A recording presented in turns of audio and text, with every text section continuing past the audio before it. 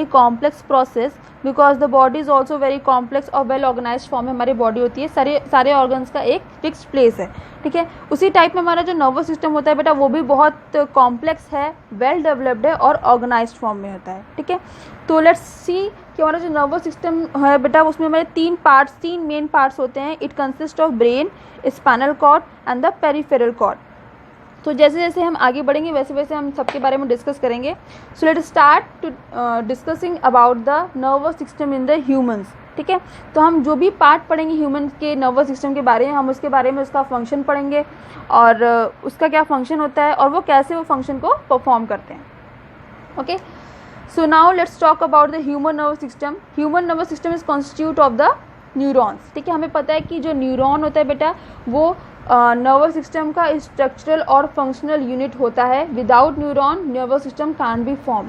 हमारे बॉडी में हमारी जो पूरी बॉडी है जब उसको देखोगे तो उसे बहुत सारे नर्व सेल्स, वो पूरे कॉम्प्लेक्स नर्व सेल्स का गुच्छा उसमें उसके बॉडी में प्रेजेंट होता है जो कि नर्वस सिस्टम फॉर्म करता है, ठीक है। ये हमारे सभी ऑर्गन से कनेक्टेड होते हैं। ये जो नर्व सेल्स होते हैं, नर्व सेल्स को हम लोग न्यूरॉन बोलते हैं, ये हमारे सभी ऑर्गन से कनेक्टेड होंगे। सो हमारे बॉडी में जब आप देखोगे तो ये बहुत सारे नर्व सेल होते हैं जो कि हर बॉडी के हर पार्ट में ये प्रेजेंट होते हैं। तो जो हमारा पूरा एंटायर नर्वस सिस्टम है वो किससे बना हुआ है? नर्व सेल से या फिर न्यूरॉन से, okay. So many of the neuron एक साथ कंबाइन करते हैं और फॉर्म करते हैं nervous system.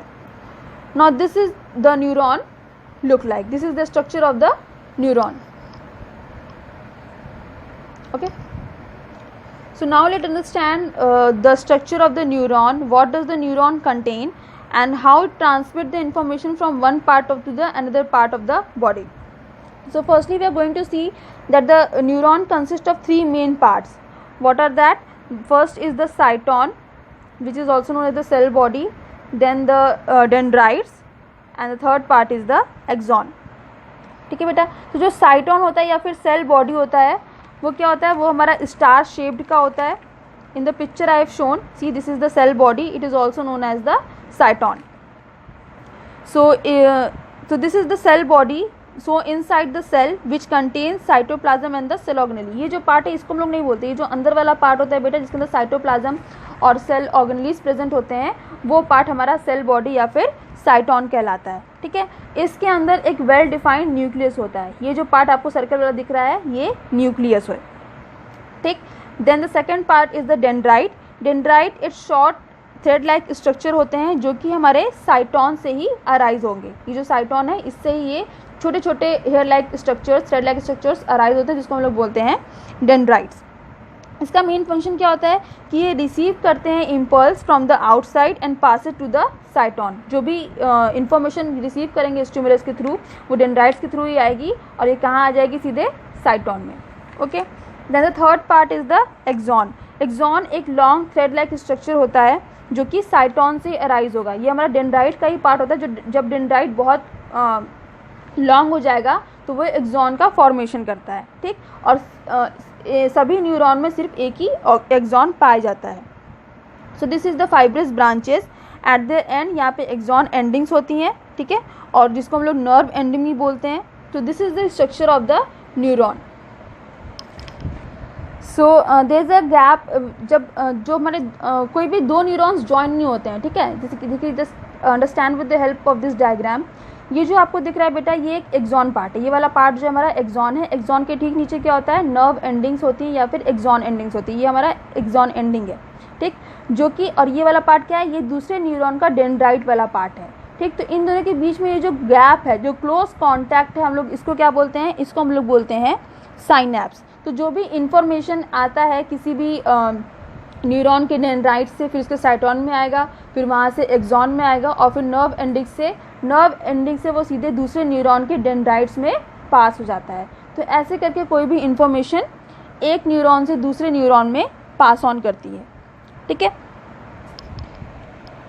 So what is the purpose of the axon ending? Axon ending का मेन पर्पस ये होता है कि ये जो भी इम्पल्स रिसीव किया उसने वो उसको दूसरे न्यूरॉन के डेंड्राइट्स में कंडक्ट करता है। It sends away the impulse. और जो डेंड्राइट्स होता है वो इम्पल्स को रिसीव करने का काम करता है।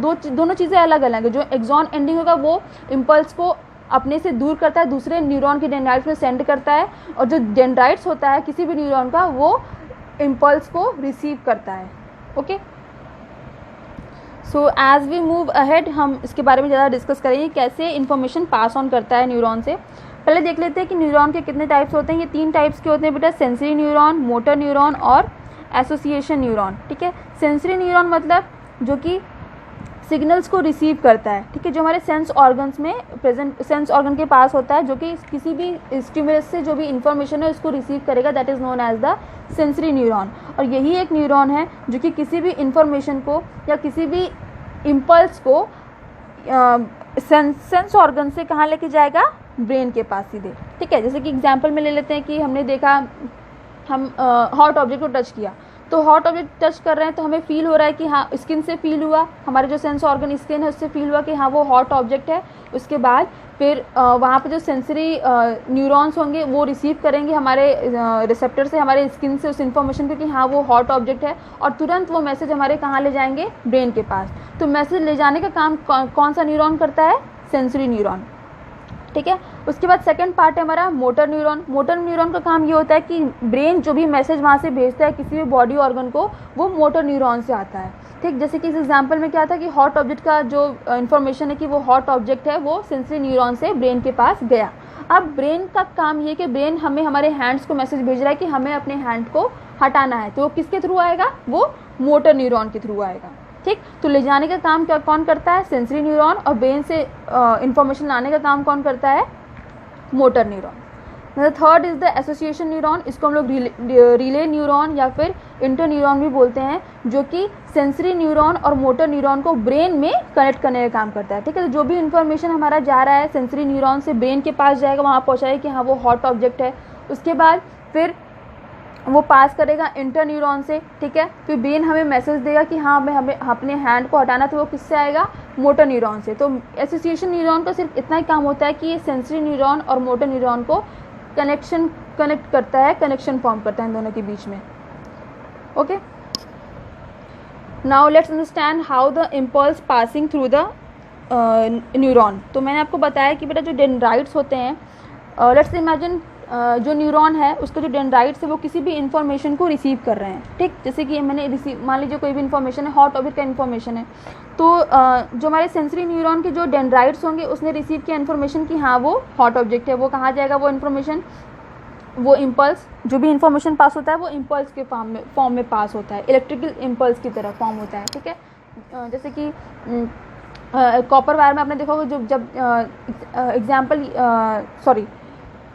जब करंट पास होता है किसी भी वायर से तो बहुत तेज़ी से फ्लो करता है। जैसे हम लोग स्विच ऑन करते हैं तुरंत कनेक्शन फॉर्म होने लगता है, तुरंत करंट शो करने लगता है। In the same way in the bit of seconds जो हमारा मैसेज ट्रांसपोर्ट सिस्टम है बॉडी में, जो इन्फॉर्मेशन का लेना देना है ब्रेन के थ्रू, ये भी बिट ऑफ सेकेंड्स में उस इलेक्ट्रिकल करंट के थ्रू ही तरह ही अकर करता है। ठीक, इसे बहुत ज़्यादा टाइम नहीं लगता, ये बहुत फास्ट अकर करता है इन अ बिट ऑफ सेकेंड्स में। तो जो वायर में क्या होता है, वायर में करंट किसकी तरफ फ्लो करता है, इलेक्ट्रिक के थ्रू, और यहाँ पे हमारा इम्पल्स के थ्रू इन्फॉर्मेशन ट्रैवल करेगा। तो जो भी इन्फॉर्मेशन आउटसाइड से आ रही कि वहाँ पे वो हॉट ऑब्जेक्ट है, जो उसको हमें टच किया वो हॉट ऑब्जेक्ट है, तो वो किसके थ्रू आएगा, सेंसरी न्यूरॉन के डेंड्राइट्स के थ्रू आएगा, फिर साइटोन में आएगा, उसके बाद वो एक्सॉन में आएगा, और फिर कहाँ जाएगा, एक्सॉन एंडिंग्स में। तो मैंने आपको डायग्राम में बताया था कि यहाँ पे क्या होता है बेटा, यहाँ पे दूसरे न्यूरॉन का डेंड्राइट्स पाए जाएगा। ठीक, यहाँ पे क्या होगा, जो दूसरे न्यूरॉन के डेंड्राइट्स होंगे और इस न्यूरॉन के जो एक्सॉन एंडिंग है, इन दोनों के बीच में गैप होता है, उस गैप को हम लोग बोलते हैं synapse. Okay, so let's have a look of that structure. See, ठीक है, मैंने आपको बताया था कि ये जो पार्ट है बेटा एक्सॉन एंडिंग है या फिर नर्व एंडिंग है, और ये दूसरे न्यूरॉन का डेंड्राइट्स है। तो जो भी इन्फॉर्मेशन आ रही है कि वो हॉट ऑब्जेक्ट है, वो इस एक्सॉन एंडिंग से दूसरे न्यूरॉन की डेंड्राइट्स में पास ऑन हो जाएगी। ठीक है, तो ये बिट ऑफ सेकेंड्स में अकर करता है। जो भी इन्फॉर्मेशन, जैसे कि हमने देखा कि वो हॉट ऑब्जेक्ट टच किया, तो क्या हम उसको 1 घंटा सोचने में लगाते हैं कि हाँ ये हॉट ऑब्जेक्ट है, अब हमको हाथ हटाना है? ऐसा नहीं होता। जैसे ही हम उसको टच करते हैं तुरंत हम अपने हाथ को हटा लेते हैं। तो जो भी इंफॉर्मेशन पास ऑन हो रही है हमारे बॉडी के अंदर, हमारे नर्व सिस्टम के अंदर, वो बिट ऑफ सेकंड्स में काम करती है। जैसे कि एक वायर से एक करंट फ्लो करता है, जैसे ही स्विच ऑन करते हैं तुरंत करंट शो करने लगता है, तुरंत स्विच ऑन करते ही हमारा जो मशीन है वो वर्क करने लगता है। इन द सेम वे हमारे बॉडी के अंदर जो नर्वस सिस्टम है वो बहुत अच्छे से वर्क करता है, बहुत फास्ट वर्क करता है। ठीक है, तो मैंने आपको बताया कि जो भी इंफॉर्मेशन होगी वो कहाँ पहले आएगी, पहले डेंड्राइट्स में आएगी, फिर सेल बॉडी में जाएगी, फिर एक्सॉन में जाएगी, फिर एक्सॉन एंडिंग से होते हुए दूसरे न्यूरॉन के दूसरे डेंड्राइट्स में चली जाएगी। ठीक है, तो let's have the look how the nerve impulse actually move, actually travel. तो नर्व इम्पल्स होते क्या एक्चुअली, वो इम्पल्स जो कि हमारे नर्व सेल से या फिर न्यूरॉन से ट्रैवल करते हैं। जैसे कि करंट से हमारा वायर से करंट फ्लो करता है, इन द सेम वे हमारे नर्व सेल से या फिर न्यूरॉन से नर्व इम्पल्स ट्रैवल करते हैं। ठीक, तो हमने देखा कि एक एग्जांपल लेते हैं हम, शेर का एग्जांपल लेते हैं। सामने शेर है तो वो क्या है, वो एक स्टिमुलस है। तो हमारे कौन से रिसेप्टर उसको रिसीव करेंगे, हमारे आइज़ रिसीव करेंगे। आइज़ हमारा सेंस ऑर्गन है, वो रिसीव करेगा, सामने देखेगा कि हाँ वो शेर है। उसके बाद वहाँ से वो इन्फॉर्मेशन जाएगा किसमें, डेंड्राइट्स ऑफ सेंसरी न्यूरॉन में, सेंसरी न्यूरॉन के डेंड्राइट्स में, क्योंकि सेंसरी न्यूरॉन का काम ही होता है कि वो इन्फॉर्मेशन पहुँचाता है। फिर वो सेंसरी न्यूरॉन के सेल बॉडी में जाएगा, उसके बाद एक्सॉन में जाएगा, फिर नर्व एंडिंग से होते हुए, साइनेप्स से होते हुए इंटर न्यूरॉन के डेंड्राइट्स में आ जाएगा। अब क्या हो रहा है यहाँ पे जो सेंसरी न्यूरॉन का काम मैंने बताया कि इसका काम क्या होता है कि ये किसी भी इन्फॉर्मेशन को ब्रेन तक पहुँचाने का काम करता है। तो अब सेंसरी न्यूरॉन से ब्रेन में इन्फॉर्मेशन पहुँच गया, ठीक, ब्रेन को बता दें कि वहाँ पे शेर है। अब वहाँ पे ब्रेन ने मैसेज किया कि हमको भागना है, तो अब वो मैसेज कहाँ पे आएगा, इंटरन्यूरॉन्स के डेंड्राइट्स में। इंटरन्यूरॉन्स क्या होते हैं, जो कि कनेक्शन फॉर्म करते हैं सेंसरी न्यूरॉन और मोटर न्यूरॉन के बीच में। फिर उसके बाद इंटरन्यूरॉन के सेल बॉडी में आएगा, फिर इसके एक्सॉन में, फिर नर्व एंडिंग्स में, उसके बाद फिर वो मोटर न्यूरॉन के डेंड्राइट्स में, फिर उसके सेल बॉडी में, फिर उसके एक्सॉन में, और लास्टली हमारे टारगेट ऑर्गन के पास। तो टारगेट ऑर्गन क्या होगा हमारा, हमारे लेग्स के मसल्स, जो कि इसको मैसेज भेजेगा कि हमें भागना है। Okay, so I hope you all have understood about the how the conduction of the impulse occur in the neurons. Thanks for watching. If you have any query, you can ask me in the comment box. If you like my video, please do like and don't forget to subscribe my channel and press the bell icon for the more videos. Thank you.